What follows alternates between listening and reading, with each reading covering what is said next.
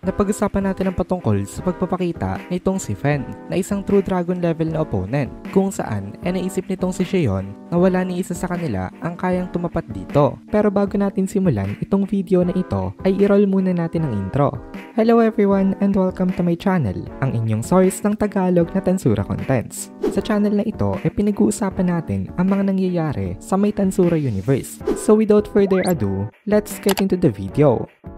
Nagka-upload nga pala ng solo leveling contents ang Anime Fan Narrations na owned rin ng Anime Kohai. So kung interested kayong manood ng mga contents ng solo leveling ay pwede nyong i-check yung link sa my description.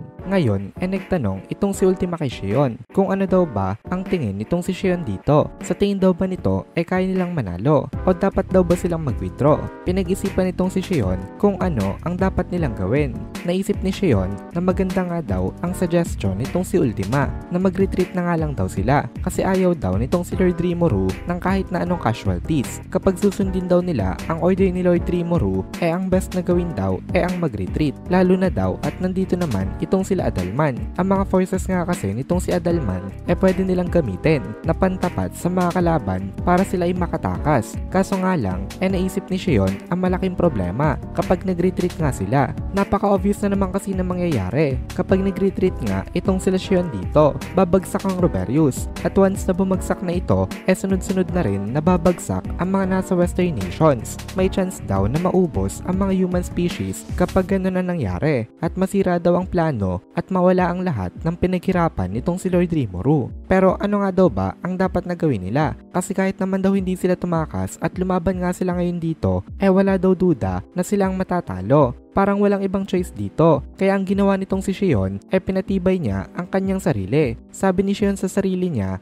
may dahilan daw itong si Rimuru-sama kung bakit siya ang ipinadala nito dito. Kasi ibig sabihin daw nun may tiwala daw sa kanya itong si Lord Rimuru na magagawa niyang ma-defend itong Roberius laban sa mga posibleng mag-invade dito. Maraming beses na rin na nakalagpas itong si Xion sa mga parang hopeless na mga situation. Kaya kumbaga hindi na ganun kakabado itong si Xion ngayon. Kasi kahit nga parang wala ng paraan naniniwala itong si Xion na mamaya-maya makakakita na sila ng way para masolusyonan nga itong problema nila sa ngayon. Kaya tinanong nitong si Xion itong si Ultima kung ano daw ang gusto nitong mangyari. Ano daw mas prefer na gawin nitong si Ultima sa kanilang current situation, na para bang sinasabi nitong si Xion na alam niya naman na kapag itong si Ultima ang pinag-decide hindi nito pipiliin na tumakbo. Napangiti naman itong si Ultima sa kanya at sabi ni Ultima gusto niya daw ang karakteristik na ito nitong si Xion Dono. Tapos sabi nitong si Ultima mukhang balak daw tapatan nitong si Xion Dono itong si Dagruel.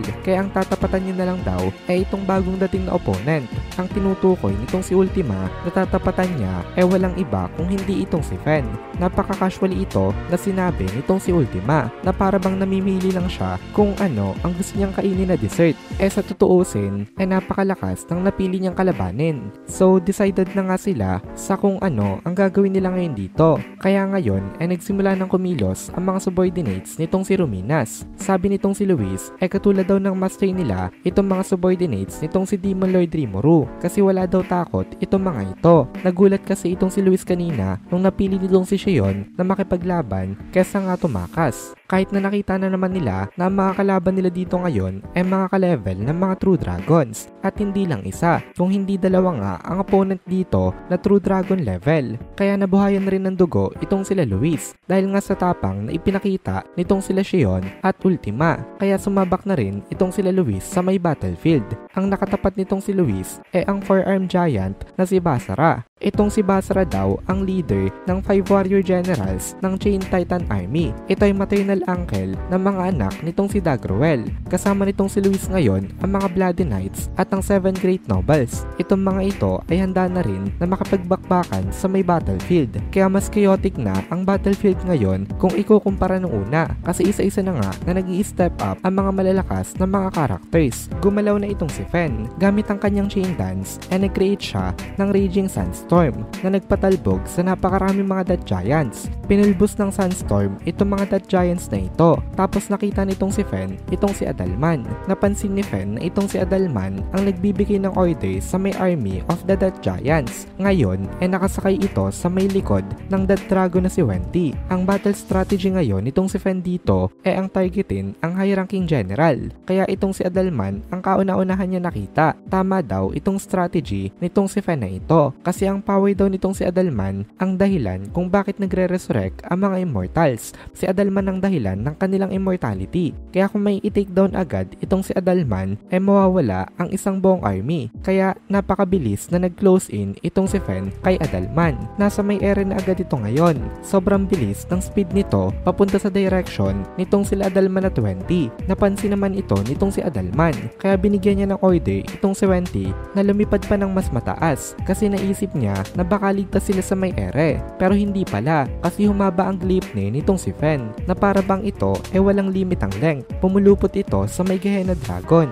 Tandaan natin na lampas pa mythical grade ang level nitong Gleipnir na ito. At kung kinaya nitong maigapos ang mga evil gods in the past, lalo naman itong kayang igapos itong si Wendy. At tama nga nangyari, wala nagawa itong si Wendy para kumawala sa may kadena. Kaya naibarog nitong si Fen itong si Wendy pabagsak sa may lupa. After that, hindi na ito nakagalaw. Sinubukan naman na tumakas nitong si Adalman. Tumalon siya palayo kay Wendy, pero hindi rin pinalagpas nitong si Fen itong pagtakas na ito nitong si Adalman. Kasi the next moment, magkatabi na agad itong dalawa. Sabi nitong si Fen, nakaharang daw itong si Adalman sa may dadaanan niya. Kaya tapos na daw ito ngayon. Ini-expect na ni Adalman na magagawa siya nitong abutan. Kaya from the very beginning, binalutan na ni Adalman ang kanyang sarili ng multiple layers of barriers. Pero nung tumama na nga itong suntok nitong si Fen sa kanya, walang nagawa ang mga barriers na ito at bumalagbag itong si Adalman sa may ground.